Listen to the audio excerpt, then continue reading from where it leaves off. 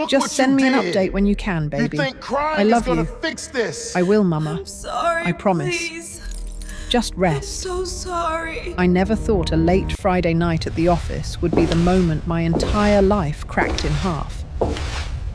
My mother had been in the hospital for 11 days. Stage 3 kidney failure. These figures demonstrate The doctors a said she clear was path stable. forward. But stable Our approach doesn't has mean safe. redefined the sector It means not standard, dying right and now. we are just getting started. And my phone, my cracked, outdated, barely holding together smartphone, was the only thread connecting me to her nurses, her updates, her voice. Every vibration in my pocket was either hope or devastation, and I couldn't afford to miss either one. But I couldn't afford to miss work either. My name is Darla Moran. I'm a financial analyst at Wexler Haynes Capital, one of the most prestigious investment firms on the East Coast. Sounds impressive, right? It's not. Not when your direct manager is Marc Riley. Marc didn't manage people. He consumed them. He fed on fear and silence and the fact that nobody in that building had the spine to stand up to him because he brought in numbers. Big numbers. The kind of numbers that made HR look the other way when he threw staplers across the room or called his assistant worthless in front of the entire floor. That Friday, the firm was buzzing. We'd spent 6 months courting a foreign investor for a massive corporate acquisition, a deal worth tens of millions. The investor's name was Yuk Suk. Nobody at the firm had met him in person until that week. He was quiet, elusive, and his background checks came back suspiciously clean for a man with that much money. But Marc didn't care about red flags. Marc cared about commission. The boardroom meeting ran late. Way late.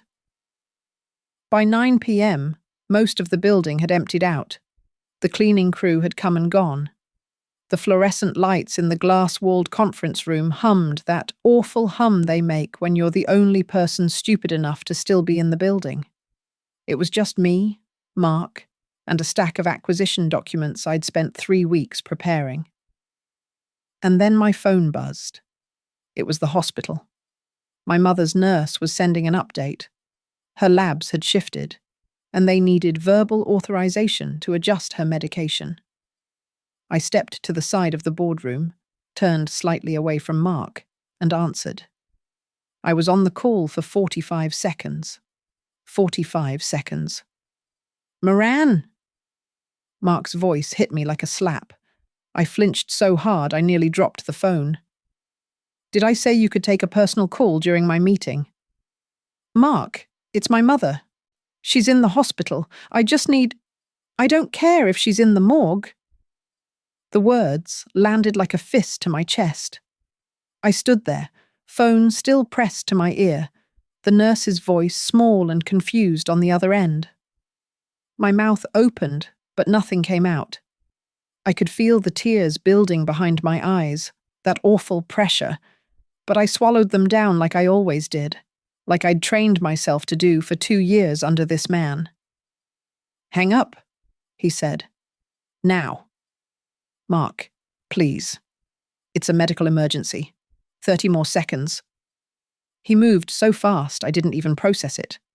His hand shot out, snatched the phone from my fingers, and hurled it at the ground with everything he had. The sound. God, that sound.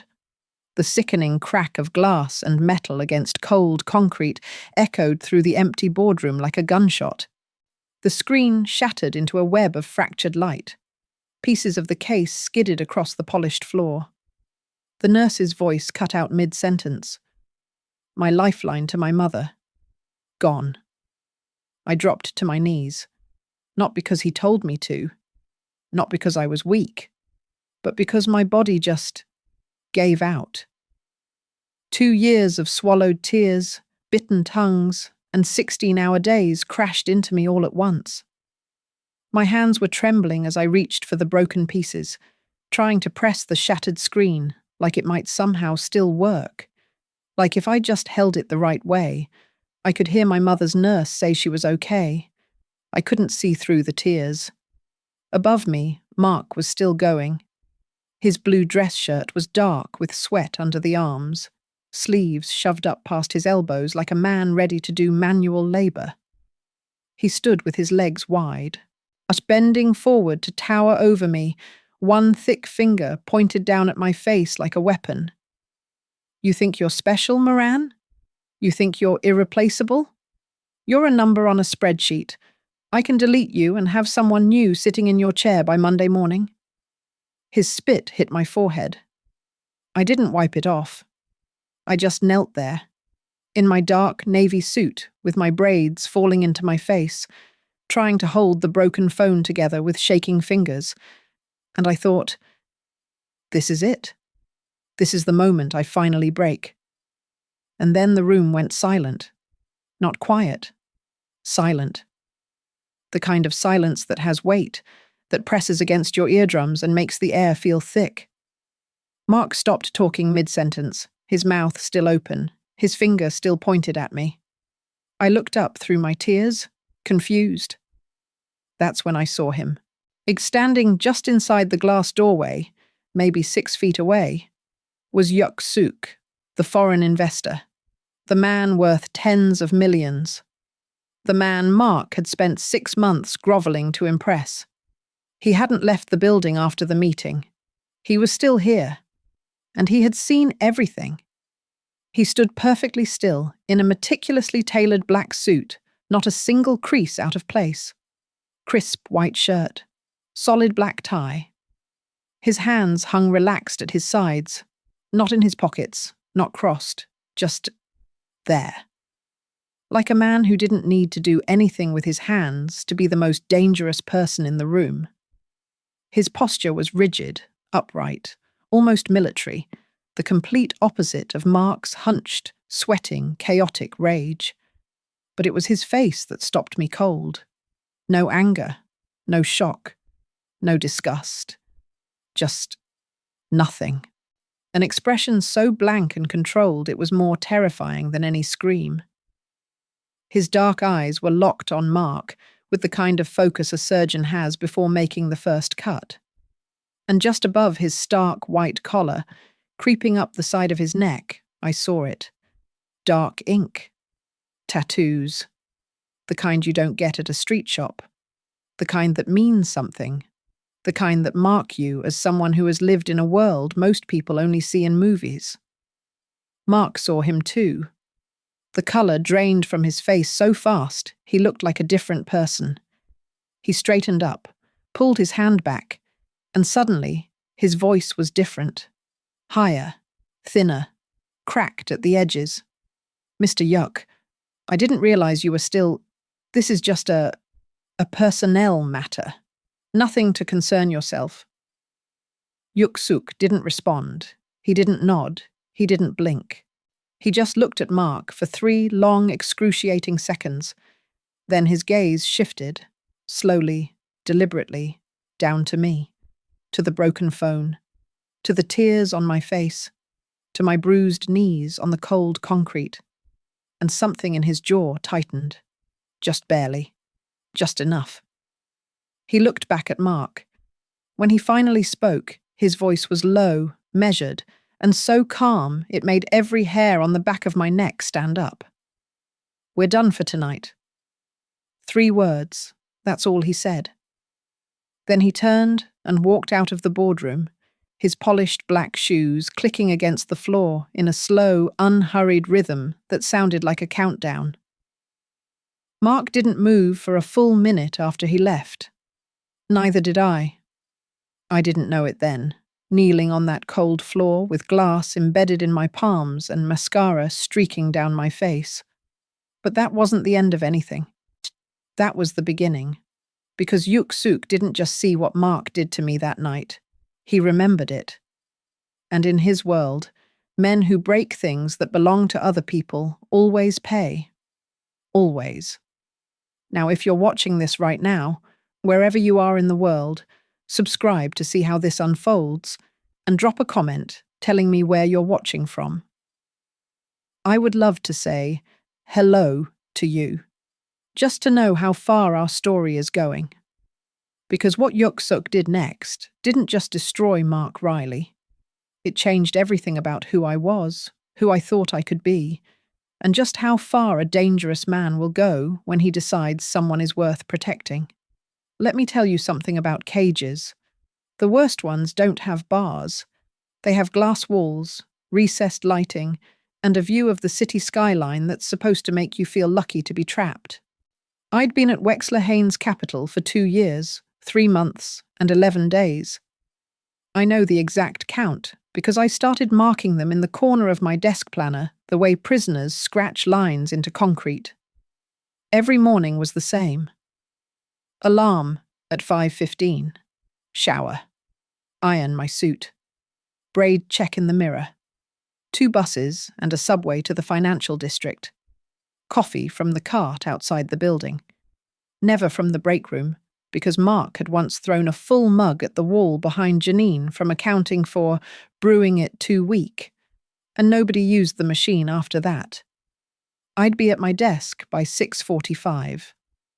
Marc didn't arrive until 8:30, sometimes 9, but he expected every report printed, every spreadsheet updated, every number triple-checked, and waiting on his desk like an offering on an altar. If a decimal was wrong, he didn't correct it. He announced it, loudly, in front of whoever happened to be standing nearby. Moran can't even handle basic arithmetic, and she wants to call herself an analyst. The first time he said something like that, I cried in the bathroom for 20 minutes. The 15th time, I just stared at my screen and kept typing. That's what abuse does. It doesn't just hurt you, it trains you. It teaches your nervous system to flatten, your face to go blank, your hands to keep moving even when your chest is caving in. You learn to be a machine because machines don't cry, and if you don't cry, he gets bored faster and moves on to someone else. But Marc never really moved on from me. I was his favorite target. Maybe because I was good at my job, better than him, honestly, and we both knew it. Maybe because I never fought back. Maybe because he could sense that I needed this paycheck more than air. And that kind of desperation is blood in the water to a man like him. My mother's dialysis bills were drowning us. 3 sessions a week, each one costing more than I wanted to think about. And insurance only covered a fraction. My younger sister, Tessa, had just started community college, and I'd promised her I'd cover the tuition. My father had been gone since I was 12. There was no safety net. There was no plan B. There was Wexler Haynes. And there was Marc Riley.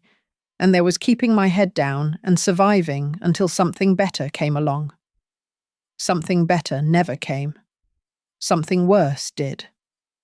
6 months before that Friday night, the partners announced that a foreign investor was interested in acquiring a controlling stake in the firm. The deal was enormous. The kind of transaction that would restructure the entire company and generate millions in fees. Marc was assigned as the lead manager on the acquisition team, which meant I was assigned as the person who actually did all the work, while Marc took all the credit. The investor's name was Yuk Suk. For months, he was just a name on documents, a signature on preliminary letters of intent. A voice on conference calls that lasted exactly as long as he wanted them to, and not a second more. His legal team was meticulous, his demands were specific, and his patience for incompetence was non-existent. Marc was terrified of him in a way I'd never seen before. Not the performative anger he used on people below him, but genuine stomach-churning fear of someone above him. It was the only time I ever saw Marc rehearse what he was going to say before a call. The only time he ever asked me to double-check his own numbers. Marc loved to remind people he'd passed the bar before switching to finance. He used legal jargon like a weapon to intimidate anyone who questioned him, but even his attorney's vocabulary dried up when Yuk Suk was on the line. I should have realized then that something about this deal was different. That a man who made Marc Riley nervous was not someone operating by normal rules. But I was too tired to think about it. too busy preparing projections, formatting pitch decks, and cross-referencing financial statements until my vision blurred. Too focused on keeping my mother's dialysis payments current because falling behind meant losing her spot at the treatment center. And losing her spot meant losing her. The week Yuk Suk finally agreed to visit the firm in person, the entire office transformed. The partners had the boardroom remodeled, new furniture, new carpet, the glass walls polished until they were invisible. Marc got a new suit. He even smiled at me once that Monday morning, which felt more unsettling than any insult he'd ever thrown. "This deal closes, Moran, and maybe I'll let you keep your job for another year." That was Marc's version of kindness. Yuk Suk arrived on a Wednesday. I didn't see him come in. I was buried in a financial model at my desk when the energy on the floor shifted. That subtle, collective intake of breath that happens when something important enters a room. I looked up and caught a glimpse through the glass conference room walls. A man in a black suit, flanked by two others who were clearly not accountants. They moved like shadows, precise, aware of every exit. Yuk Suk himself was still. That's the only word for it.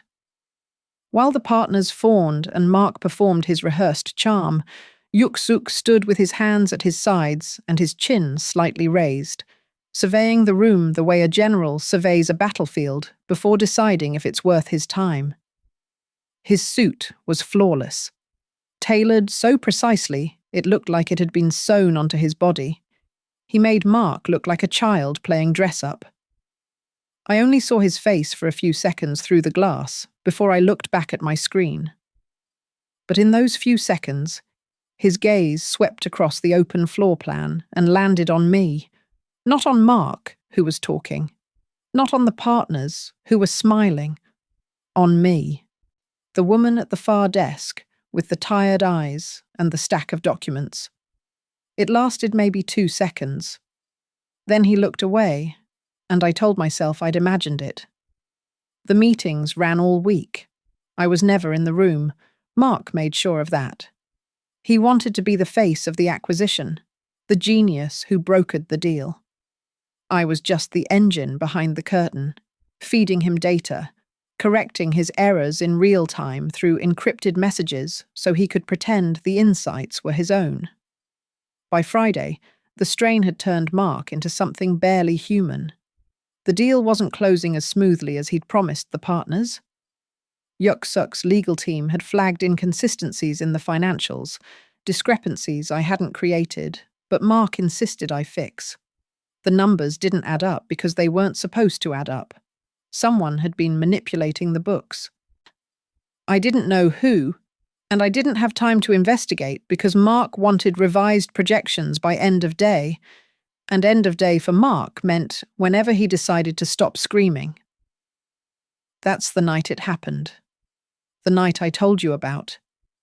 The night my phone shattered on the boardroom floor and I ended up on my knees, picking up the pieces of the only connection I had to my dying mother, while Marc stood over me and Yuk Suk watched from the doorway with eyes that promised consequences. You already know what happened in that room, but you don't know what happened the next morning. I almost didn't come in. I sat on the edge of my bed at 5:15, staring at the wall, holding a bag of frozen peas against my bruised palms where the glass had cut me. My old backup phone, a model so outdated it could barely hold a charge, sat on the nightstand with 6 missed calls from the hospital. I'd called back at midnight. Mama was stable. The nurse had gotten authorization from my sister instead. Everything was fine. Everything was not fine. But I got dressed. I ironed my suit. I checked my braids. I took 2 buses and a subway and bought coffee from the cart and walked into that building because the alternative was losing my job, my insurance, and every fragile thread holding my family together. When I stepped off the elevator, I knew something was wrong. Marc was in the partner's corner office, not his office, the partner's office. and the door was closed. Through the frosted glass, I could see shapes. Marc standing, two partners sitting, and another figure standing near the window with perfect to military straight posture. Yuk Suk. 20 minutes later, Renee from HR appeared at my desk. Her face was doing that thing HR faces do when they're about to deliver news they've already decided is non-negotiable. Darla, can you step into conference room B, please? I walked in, expecting to be fired. Instead, I found Marc sitting at the far end of the table, pale as a corpse, not looking at me. The senior partner, Mr. Aldridge, sat across from him with a legal pad and an expression I'd never seen on his face before, raw, undisguised panic. And at the head of the table, legs crossed, one hand resting on the arm of his chair like a king on a throne, was Yuk Suk.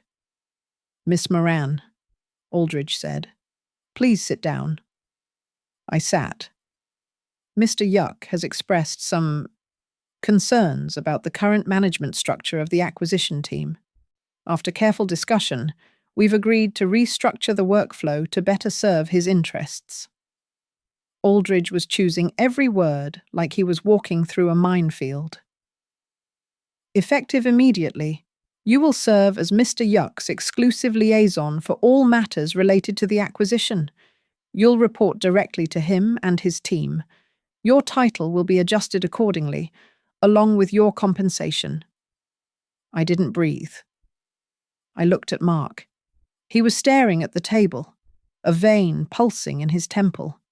His jaw locked so tight I could hear his teeth grinding from across the room. He looked like a man who had just been told his entire life was balanced on a wire and someone else was holding the scissors. I looked at Yuk Suk. He was already watching me. His face was unreadable, calm, controlled. But there was something new in his eyes, the faintest trace of something that might have been satisfaction or expectation. Do you accept, Miss Moran? Aldridge asked. Yes, I said, because what else could I say? Marc didn't speak to me for the rest of the day. He didn't have to. The look he gave me when I walked out of that conference room said everything. It was a look that said, I know who did this, and I will make you pay for it. Working with Yuk Suk was like stepping into another world.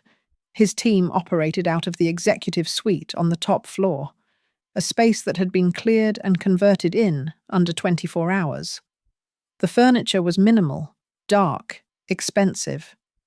The two men who flanked him at every meeting were introduced to me only as Mr. Kang and Mr. Cho. They never smiled. They never spoke unless Yuk Suk spoke first. They watched doors and windows with the quiet alertness of men who had been trained to anticipate violence before it arrived. Yuk Suk himself was precise in everything. His emails were 3 sentences maximum. His instructions were clear and never repeated. He expected competence, and when I delivered it, which I did, because I am very good at my job when someone isn't screaming in my face, he acknowledged it with a single nod or a brief good that somehow carried more weight than any praise I'd ever received. But there were cracks in the corporate facade. Small ones at first. His sleeve shifted during a meeting, and I caught a glimpse of ink on his wrist. Dark, intricate lines that continued up his forearm and disappeared beneath crisp white fabric. The tattoos I'd noticed on his neck that first night weren't decorative. They were deliberate, patterned. And when I searched the symbols later that evening on my backup phone, the results made my stomach drop. Korean organized crime, syndicate markings, the kind of ink that isn't just aesthetic, it's a resume written on skin. Then there were the phone calls he took in Korean, his voice dropping to a register so low and commanding it barely sounded like the same man who calmly discussed quarterly projections with me over black coffee. The way Mr. Kang and Mr. Cho would leave the room sometimes and return with a tension in their shoulders that hadn't been there before. The unmarked black cars that arrived at the building's private entrance at odd hours. I should have been afraid. I was afraid.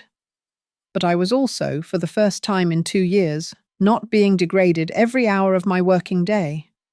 Yuk Suk never raised his voice. He never insulted my intelligence. When I presented an analysis, he actually read it. When I flagged a concern, he listened. It was such a basic, human level of respect that it nearly made me cry the first time it happened. And the fact that basic decency could move me to tears told me just how broken Marc Riley had made me. There was something else, too. Something I didn't want to name. A tension that lived in the silences between our conversations. The way his gaze lingered a half-second too long when I entered the room. The way his voice softened, barely perceptibly, when he said my name. The way he once reached past me for a document and I caught his scent. Something dark and warm, like sandalwood and smoke. And my pulse did something it had absolutely no business doing in a professional setting. I told myself it was adrenaline, proximity, the natural response to being rescued by someone powerful after years of being crushed by someone cruel. I told myself a lot of things. 3 weeks into my new role, Yuk Suk gave me full access to the firm's financial records for due diligence purposes. It was standard for an acquisition liaison, but it was a level of clearance Marc had never allowed me near. I understood why within 48 hours. The discrepancies I'd noticed before, the ones Marc had ordered me to fix the night he smashed my phone, weren't errors. They were a pattern. A deliberate, sophisticated pattern of funds being siphoned from client accounts into a web of shell companies that traced back to a single authorization code. Marc's authorization code.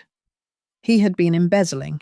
Not small amounts, millions, skimmed over 18 months through manipulated invoices and phantom consulting fees. The operation was elegant in a way that was almost impressive, layered through enough intermediaries that a casual audit would miss it entirely. But I'm not a casual auditor. I'm the woman who catches the decimal points Marc Riley couldn't be bothered to check, and those decimal points told a story that made my blood run cold. Marc hadn't been abusing me all those months just because he was cruel, though he was certainly that. He'd been keeping me overworked, overwhelmed, and afraid, so I'd never have the time or the clearance to look at the bigger picture. I was his workhorse and his insurance policy. If the embezzlement was ever discovered, the trail would dead end at my reports, my spreadsheets, my signature on documents he'd ordered me to sign without reading. I was the scapegoat. I had been the scapegoat all along. And the phone he smashed? It had his raw data on it. I'd been running parallel numbers that Friday night, cross-referencing figures for the acquisition, and without even realizing it, I'd downloaded files that proved everything. My innocence. His guilt. That phone wasn't just my connection to my mother. It was evidence. He destroyed it on purpose. The realization hit me so hard, I had to leave my desk and lock myself in the bathroom. I stood at the sink, gripping the porcelain, staring at my own reflection. Braids pulled back, bags under my eyes, the fading cuts on my palms. And I felt something I hadn't felt in 2 years. Not fear, not sadness, rage. I don't know how Marc found out that I knew. Maybe he had monitoring software on the company servers. Maybe someone in IT owed him a favor. Maybe he could just smell the shift in the air the way predators sense when prey stops running and starts thinking. But within days, the psychological warfare began. First, it was small. Files disappeared from my desk overnight. Meeting invitations were sent to everyone on the team except me.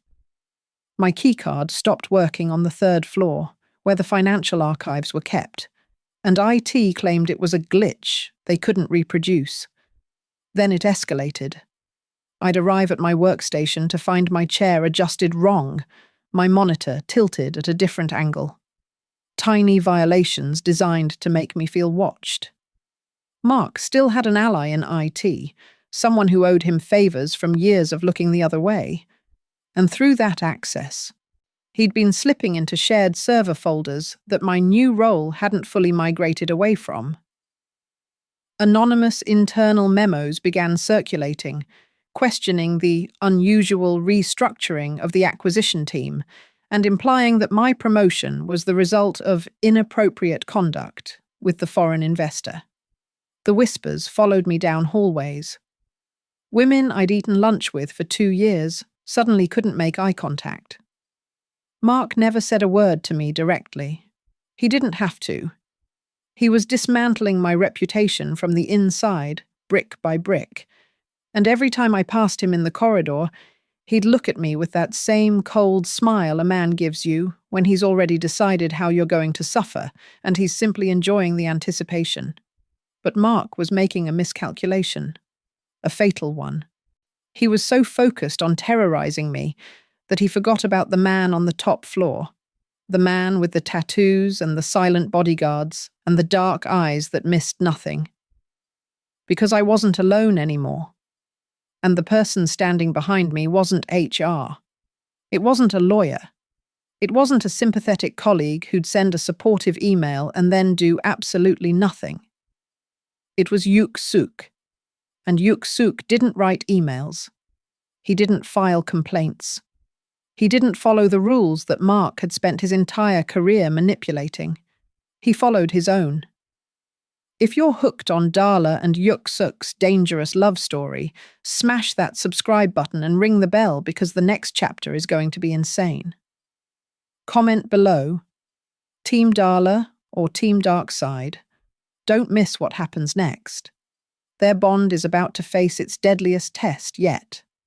See you in the next one. The presentation to the board was supposed to be my moment. 4 weeks of preparation. 62 slides. A comprehensive due diligence report that mapped every financial artery of the acquisition, formatted with the kind of precision that makes senior partners sit up straighter in their chairs. Yuk Suk had reviewed it personally the night before, and when he'd handed it back to me, he'd said one word, impressive. And that single word had carried me home on the subway like a warm hand pressed against the small of my back. I should have known Marc wouldn't let it happen. I arrived at the boardroom 30 minutes early to set up. Laptop connected, projector tested, clicker charged. I opened the presentation file and my chest collapsed. Every slide had been corrupted, not deleted. That would have been too obvious. The data had been altered. Revenue projections inflated by absurd margins. Cost analyses reversed. Charts relinked to wrong data sets, so they displayed numbers that contradicted the text beneath them. Marc's IT contact had done the dirty work, slipping into the shared server folders my files hadn't been fully migrated from and poisoning every slide with surgical precision. To anyone who didn't know the original figures by heart, it would look like I had prepared a sloppy, incompetent, possibly fraudulent presentation. To the board, it would look like the woman who'd been mysteriously promoted over her more experienced manager had no idea what she was doing. I had 14 minutes before the board walked in. My hands were shaking. That old, familiar tremor, the one Marc had trained into my nervous system over 2 years of controlled terror. I could feel the panic rising, that black tide that starts in your stomach and crawls up your throat and whispers, "You're going to fail. You're going to lose everything. You deserve this." I was 2 seconds from bolting out of the room when the door opened behind me. Yuk Suk walked in alone. No Mr. Kang, no Mr. Cho, just him, immaculate as always, that solid black tie pulled tight against his collar. He looked at my face, one glance, less than a second, and he knew. "Show me," he said. I turned the laptop toward him. He scrolled through the slides in silence, his expression betraying nothing. Then he closed the laptop. Present from memory. What? You built this report. You know every number. Present from memory. I will handle the visuals. The board filed in 4 minutes later. 8 people in expensive suits, notepads open, my expectations high. Marc slipped in behind them and took a seat near the back, his arms crossed, wearing the particular expression of a man who has already lit the fuse and is simply waiting for the explosion. I stood at the front of the room and did something I hadn't done in 2 years. I trusted myself. I spoke without slides. I cited figures from memory, every margin, every projection, every risk assessment, with the fluency of someone who had lived inside those numbers for weeks. When I needed visual support, Yuk Suk intervened seamlessly, pulling data from his own tablet and projecting supplementary charts his team had prepared independently, as if this had always been the plan. His timing was surgical. Every time I paused, he filled the gap. Every time I referenced a figure, his screen confirmed it. We moved together like 2 instruments playing the same piece of music, and by the halfway point, the board wasn't just listening. They were leaning forward. Marc's smile had died around the 3rd minute. By the 10th, his face was the colour of wet cement. When I finished, Mr. Aldridge cleared his throat and said, "That may be the most thorough acquisition briefing this firm has ever received." The room murmured in agreement. One of the junior partners actually applauded. Yuk Suk didn't look at me. He looked at Marc, and the expression on his face, God, I'll never forget it. It wasn't anger. It wasn't triumph. It was dismissal. The way you look at something small and broken that isn't worth the effort of stepping on. Marc stared back, and for the first time, I saw real fear in his eyes. Not the nervous energy he'd shown before. Real, animal, bone-deep fear. The kind that comes when you finally understand that the person across from you isn't playing the same game, isn't bound by the same rules, and has already decided your fate. After the room cleared, Yuk Suk paused at the door. Without turning around, he said, "Miss Moran, no one will interfere with your work again." It wasn't a promise, it was a verdict. 2 weeks later, I saw the truth of what that verdict meant. It was late, after 9, and I'd gone up to the executive suite to drop off a signed document. The floor was supposed to be empty. Yuk Suk's team usually cleared out by 7. But as I rounded the corner toward his office, I heard voices. Low, rapid Korean. And something else. A sound that made me stop mid-step. A man was crying, not weeping, pleading. The office door was slightly ajar. Through the gap, I could see Mr. Kang standing with his back to me, his posture coiled and rigid. Beyond him, a man I didn't recognize was on his knees on the floor of Yuk Suk's office. His suit was expensive but disheveled, his face streaked with sweat and tears. He was speaking rapidly in Korean, his hands clasped together, his voice breaking on every other word. Yuk Suk sat behind his desk, leaning back in his chair, watching the man the way you watch rain through a window, with complete, detached patience. He said something in Korean, just a few words, quiet and final. The man on the floor went silent. Mr. Cho stepped forward, took the man by the arm, and lifted him to his feet with a grip that left white marks on his sleeve. They led him out through a side door I hadn't known existed. I must have made a sound, a breath, a shift of my weight, because Yuk Suk's eyes snapped to the doorway, to me. For a long, terrible moment, we just looked at each other. I was holding the document against my chest like a shield, my heart hammering so loud I was sure he could hear it. Every rational thought in my brain was screaming at me to leave, to pretend I hadn't seen anything, to go home and update my resume and never come back to this floor again. But I didn't move, and he didn't look away. He stood slowly, buttoned his jacket, and walked to the door. He opened it fully and looked down at me with an expression I hadn't seen before, something raw and unguarded beneath the ice, something that looked almost like concern. "You weren't supposed to see that." "I know." "Are you afraid?" I thought about it. Really thought about it.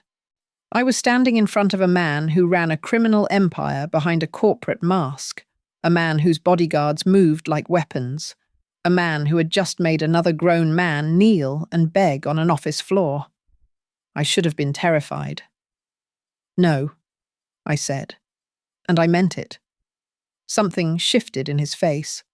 A fraction of the wall came down, just a sliver, just for a second. And behind it was something unexpectedly human. He reached out and very gently took the document from my hands. His fingers brushed mine, and neither of us pulled away. "I will never let anything happen to you, Darla." It was the first time he'd used my first name. Not in this building, not outside of it. Not ever. "Do you understand?" I nodded. "Then go home. Get some rest. Tomorrow will be a long day." I left. But something between us had changed. The professional distance. The careful formality. It had cracked open like a door you can never fully close again. And as terrified as I should have been by what I'd witnessed, all I felt walking to my car that night was the ghost of his fingertips against mine and the absolute, irrational certainty that he had meant every word. Marc's unravelling happened faster than I expected. It started with the auditors. An independent forensic accounting team, hired, I later learned, at Yuk Suk's quiet insistence, descended on Wexler Haynes and began pulling apart 18 months of financial records with the efficiency of surgeons opening a chest cavity. Marc's shell companies were exposed within a week, his phantom invoices within 10 days, and the data from my smashed phone. It turned out the firm's cloud backup system had captured a partial sync of the files I'd downloaded that Friday night, enough raw data to corroborate what the auditors were finding independently. Marc had destroyed the device, but he hadn't thought to check whether the network had already pulled a copy before the screen went dark.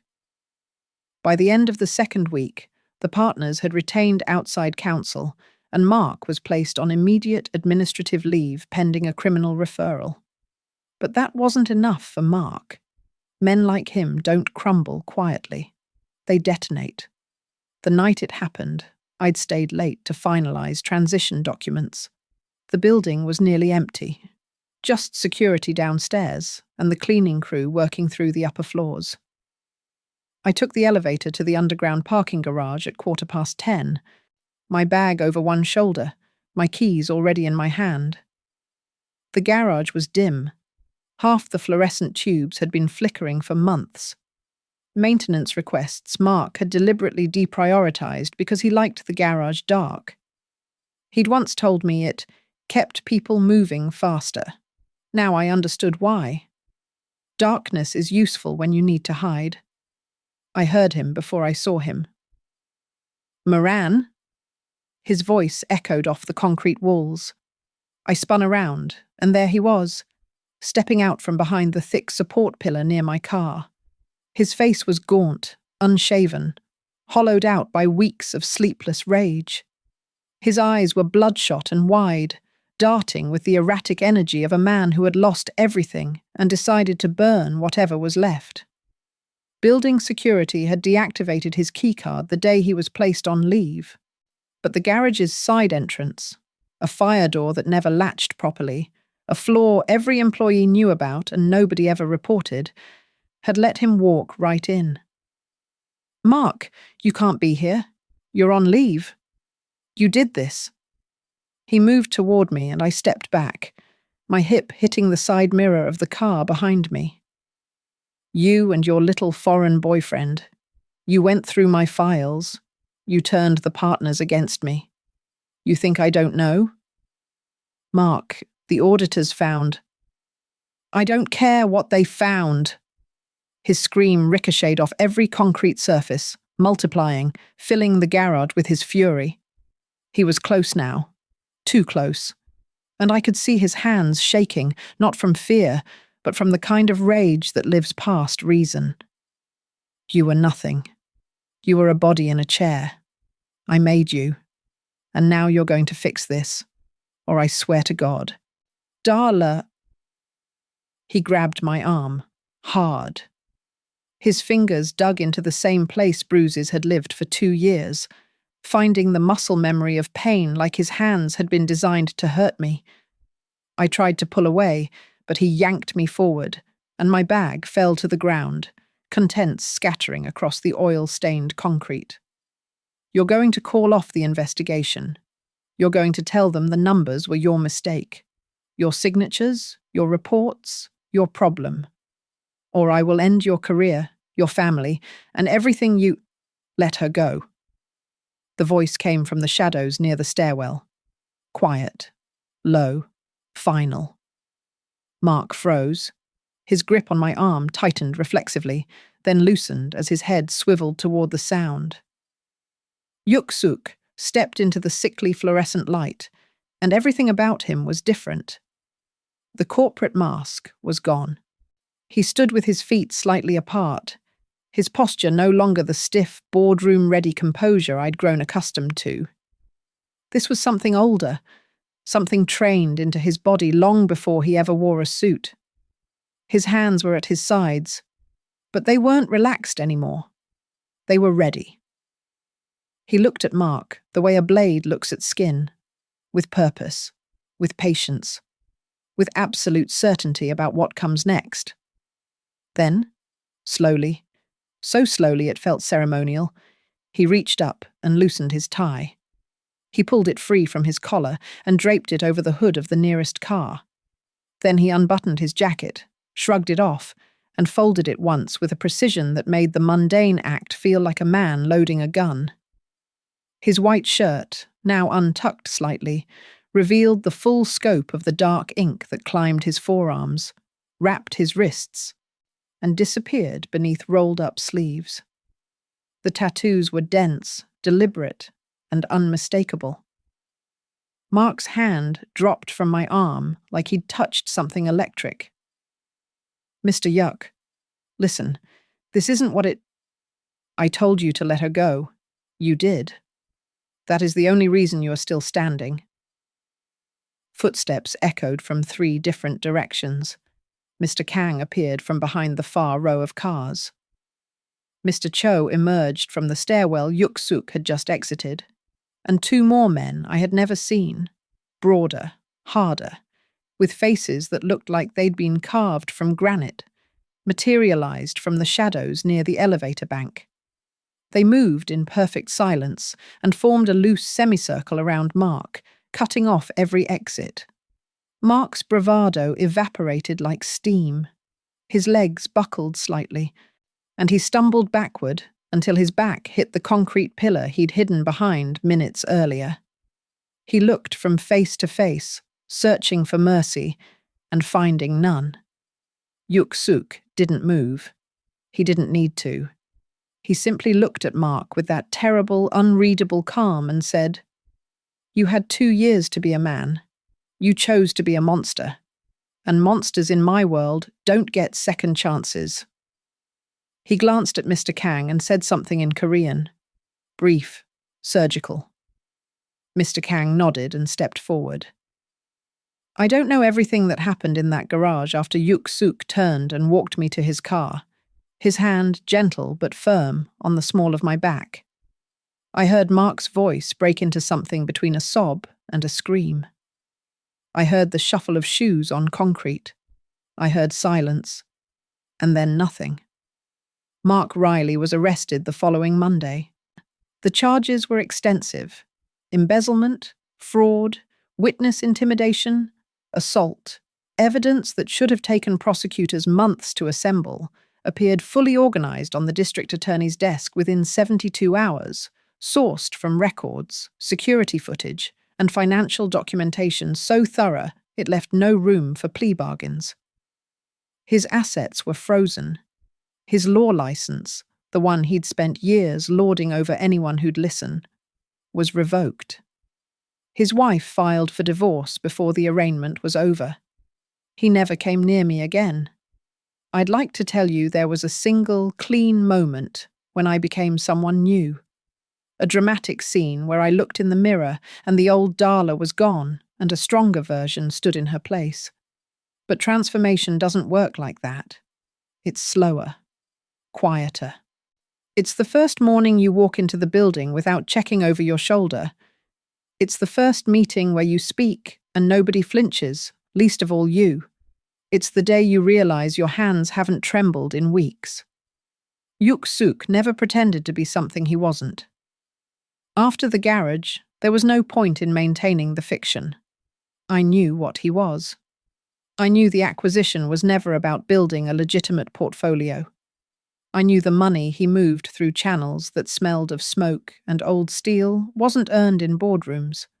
And I knew that the world he lived in had rules written in a language that corporate America couldn't even pronounce. But I also knew that in 2 years under Marc Riley, not a single person in that building, not HR, not the partners, not a single colleague who heard him scream at me through glass walls, had done anything. They'd looked away. They'd whispered sympathetically and then gone home.